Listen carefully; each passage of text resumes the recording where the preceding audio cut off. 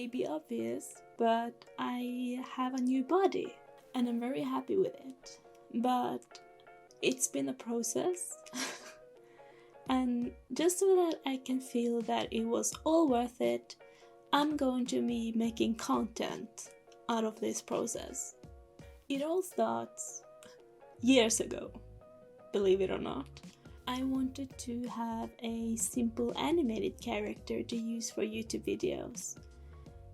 This was before I even realized that VTuber was a thing.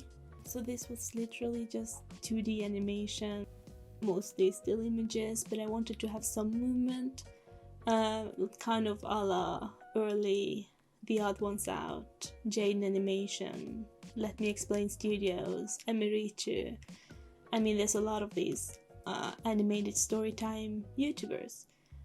It's just that I didn't want to be a storytime YouTuber, so yeah, but I wanted an animated character.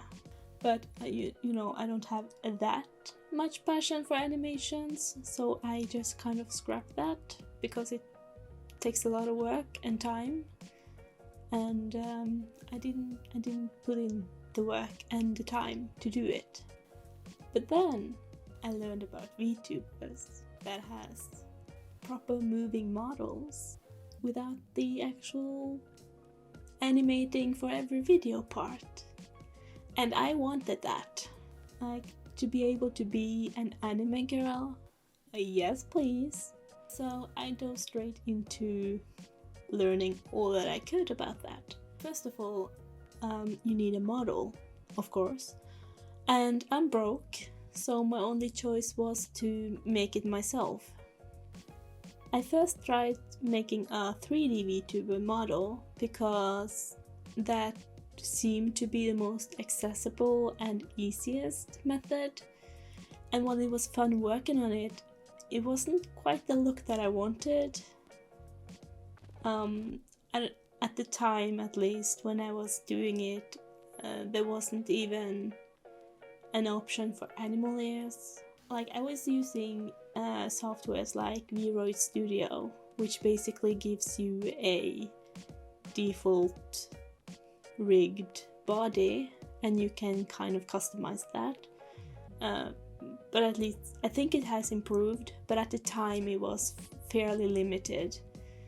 And I think you could add things to the model, but you had to be able to use 3D modeling softwares like Blender, and I can't do that. So I didn't have many options when it came to 3D modeling. But then you look at VTubers like Iron Mouse, Gorgura, Calliope, Bao, and so many more. How do they even get to have these awesome models? Like, how do you make a 2D drawing act like a 3D model? And that's when I, after further research, learned about Live 2D, which is a wonderful program for rigging 2D images to move.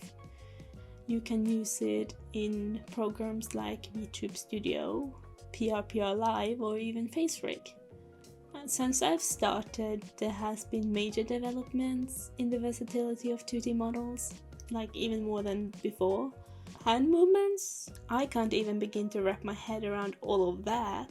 No matter, all I wanted was a simple body. I am also a bit of an overachiever, so I wasn't going to settle for a half body model, and no. I wanted the legs and everything. Even though most of the time it's never going to be used or shown. But I just liked the idea of having it. So, the design process started with figuring out what kind of VTuber I would be. Because every VTuber has a thing. Like Calliope is a Grim Reaper, Gorgura is a shark, Bao is a whale. There's angels, bunnies, demons, anime girls, anime guys, tigers, monsters, dogs, peaches. Every VTuber has a theme, and they usually also have a backstory for the character, also known as lore. I didn't actually think about any lore for my character in the beginning. I just knew I wanted animal ears because it's cute. So eventually I chose wolf. I kind of thought about having a fox or something like that because they are one of my favorite animals, but I also really care about the preservation of wolves in Norway, so I kind of chose wolf because of that. So let me take you on a journey through the different designs that I did to end up here. I haven't looked at most of these since I made them, so this will be a journey for me too. Okay, looking back, this isn't that bad. I remembered it as being really awful, but honestly I kind of dig it. I mean, those pigtails, they're cool. And the alternating socks, the pins, I really like that low-tide pin. I really like it, actually. Surprising myself. It's just that she looks really young, which is not something that I wanted. The idea early on was also to have the character be a movie person, like a cinephile or whatever it's called. Hence the pause play icon on the shirt, which I was thinking of using as an icon, no, as a logo for the channel. I think it was way back before I even had a name in Frida. Okay, this one sucks. I don't like this one. The hair is strange. It's not as cool as the first one. The bow on the shirt is nice, but everything else is kind of boring. I like that the logo, the pause play button is a smaller print, kind of like on a shirt pocket. And I even brought the low-tide back. I might bring it back later for my current body as well, because I really kind of think it's really cute. This is just a downgrade from the first attempt. I didn't fix anything on this. Finally, I made a character actually looking a bit older. I think I even started to rig this one. If I can find the Live2D file, I'll show it. If not, then whatever. I guess I was really into the hair kind of sticking out from my face. It's just that with every iteration it looks worse. The long shirt is cool though. The shoes ain't bad either.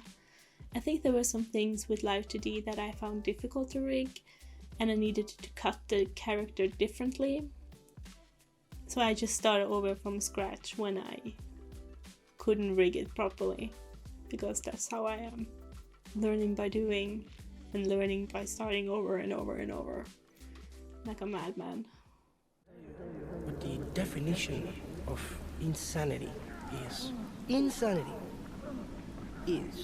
doing the exact same fucking thing over and over again, expecting shit to change. That is crazy. This one is a little more sporty. I don't know why I went for it, but I do like the style. I don't think this one is good. But I do like that I tried to have the character in shorts.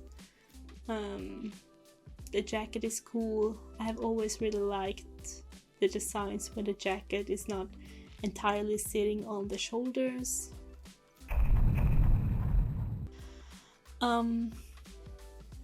This one is just kind of boring.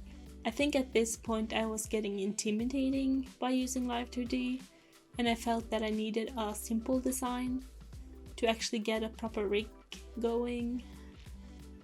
Not much more to say, it's just really plain. I like the logo on the shirt though. It's a continuation from the previous one. And I have brought it back now as part of my channel it's my channel logo. But like, even to have this simple design, I messed up and I couldn't rig it as I wanted to. So you know, I made a new model. Definition of insanity. Okay, this one is the one that I actually finished rigging and actually using. At the time I really liked the idea of a more painterly look because it felt a bit unique. But with the hair, having pieces that are not fully opaque makes it a bit more difficult to use green screen and to cut the character out to use for images. This painterly look was just poor planning on my part. The reason this one is also more different in color and the overall look than the others is because I used specifically the main wolf as an inspiration, which is not actually a wolf, but details schmeetails.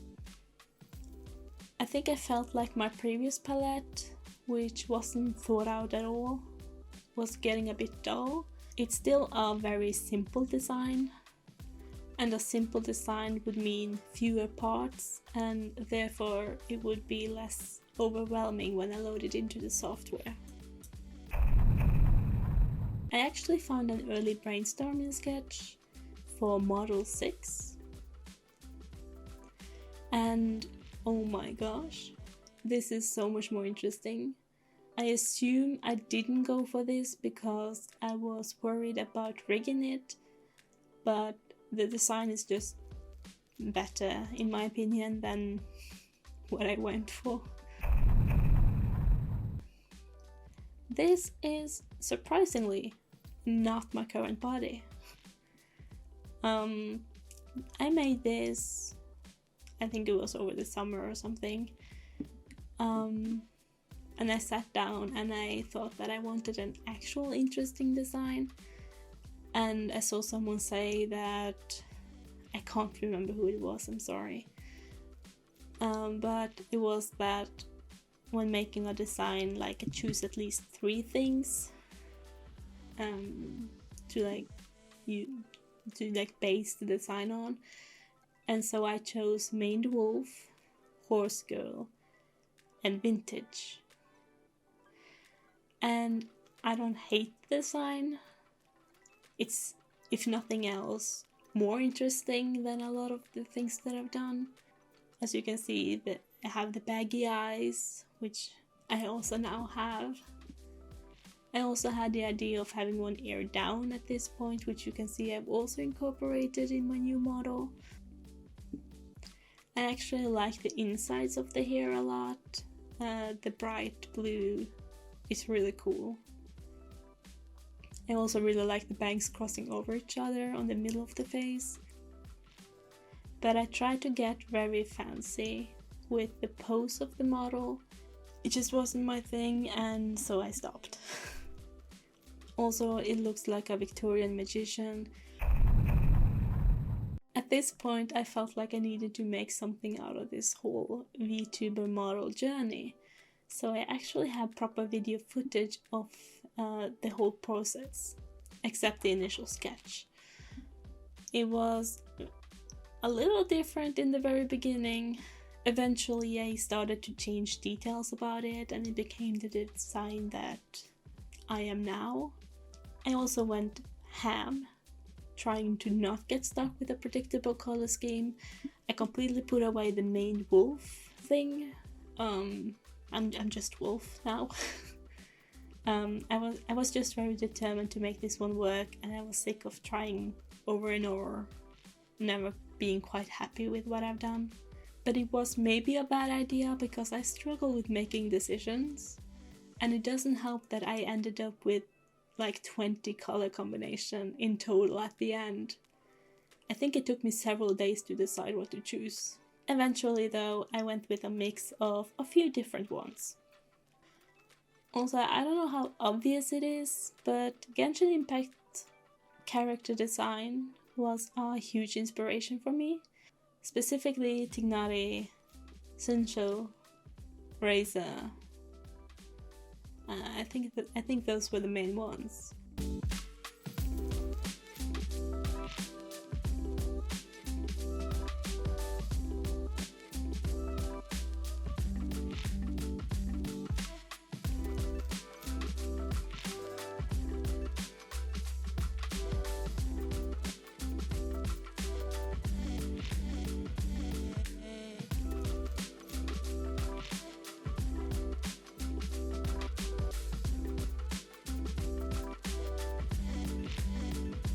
Let's move to Live 2D, finally. In Live 2D, the way it works is that every element is a layer of its own, and can therefore move independently from other layers. This makes it so you can move things around, overlapping other parts, and that'll provide the illusion of a 3D effect. And to do this, you can do one of two methods. You can paint the character like normal and then cut out piece by piece and fill in the shapes afterwards. Or you can paint each piece on its own layer from the start, and that was the method that I preferred. And when that's all done, all that's needed is to save it as a Photoshop document, because I use Clip Studio Paint, and then load it into Live 2D. And then the most tedious, most excruciatingly boring part of the whole rigging process begins. And that is to add art mesh to each and every single piece on the model, and then add deformers and rotations to each element and arrange them as needed in a hierarchy. I hate this part because it's so freaking boring.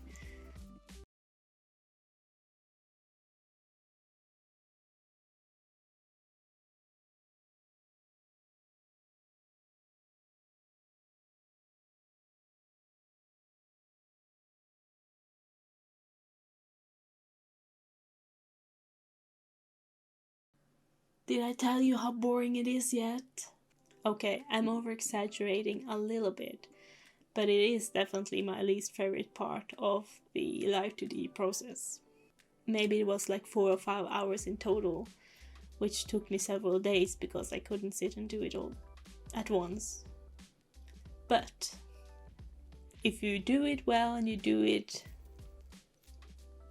and you just do it, you can start rigging and it'll go so much easier, because so much of the foundation is adding the art mesh and adding the deformers and rotations.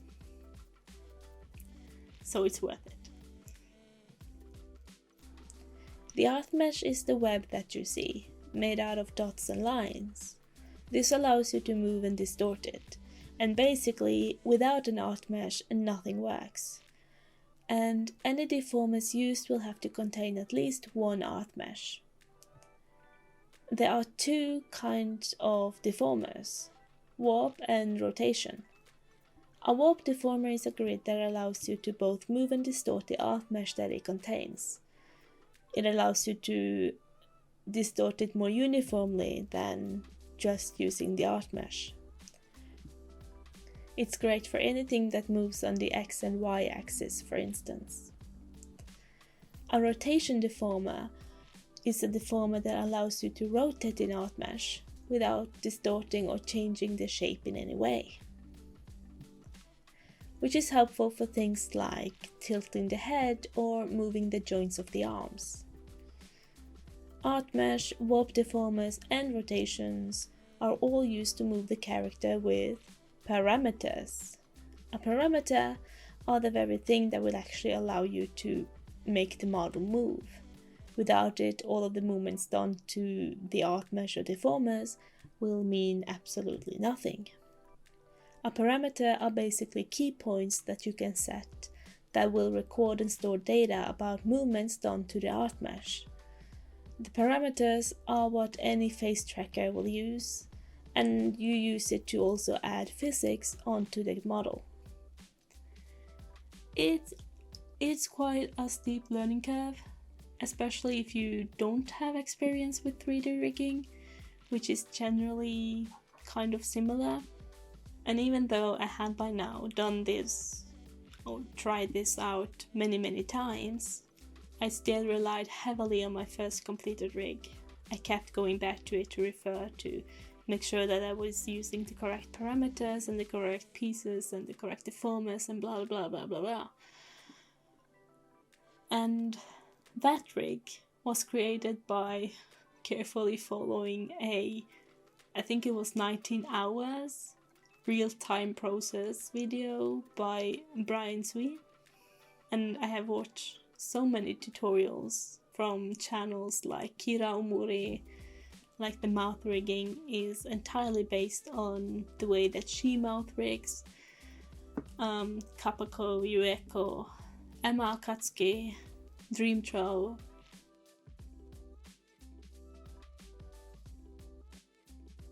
And there's probably more that I just cannot remember after so many years. This channel now only exists because this channel could teach me how to work with Live 2D. I think my absolute favorite part of it all though is the physics. It's just the thing that makes the character come alive. That hair and clothing actually give a sense of movements and softness, and I just love when it comes all together with this step. And after that, all you have to do is create some expressions that can be toggled on and off, and then you can add it all to VTube Studio or any other program and do some final adjustments.